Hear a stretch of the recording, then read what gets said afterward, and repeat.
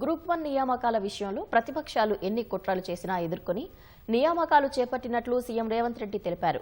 అన్ని జాగ్రత్తలతో పరీక్షలు నిర్వహించడాన్ని కోర్టులు సైతం సమర్థించాయని గుర్తు చేశారు.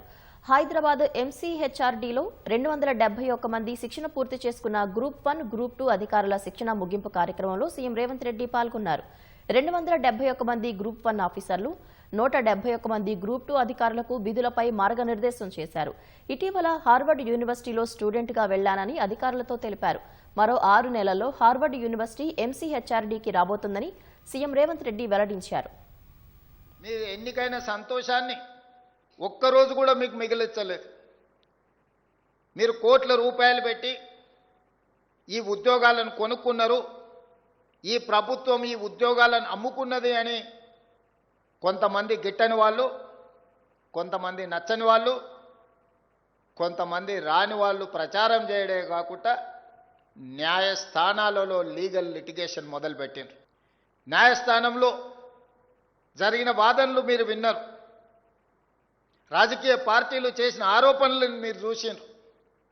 ఎక్కడ కూడా ఈ ప్రభుత్వం ఒక్క తప్పు చేయలేదు. ఈ ప్రభుత్వం తప్పులకు అవకాశం ఇయ్యదు.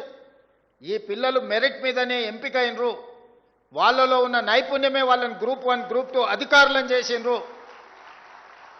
ఎవరు ఏమనుకున్నా వాళ్ళ పక్షాన నేను నిలబడతాను, వాళ్ళ తరఫున న్యాయస్థానాలలో కొట్లాడతాను అని చెప్పి తెలంగాణ స్టేట్ హైకోర్టు నుంచి సుప్రీంకోర్టు వరకు మీ పక్షాన, మీకంటే మీరెంత నిబద్ధతతో ఎంత కష్టపడి సాధించారో గుర్తించి ఈ ప్రభుత్వం మీ పక్షాన నిలబడ్డది. న్యాయస్థానాలలో మీ వాదనను బలంగా వినిపించడం జరిగింది.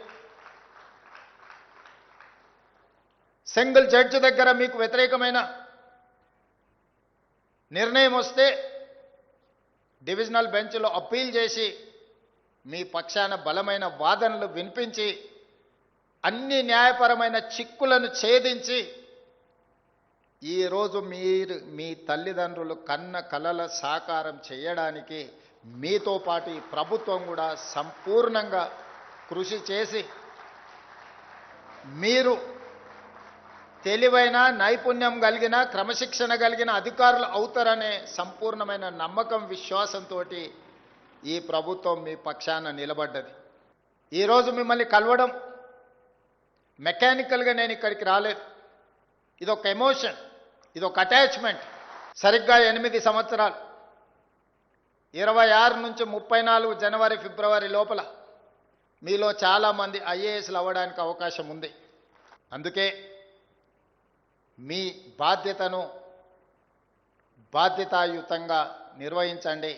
ఎవరైతే నానుడి ఉందో గరం నరం బేషరం అనేది, ఈ నానుడిని తప్పని ప్రూవ్ చేస్తారని నేను అనుకుంటున్నా. మీరు తప్పకుండా చెయ్యాలి.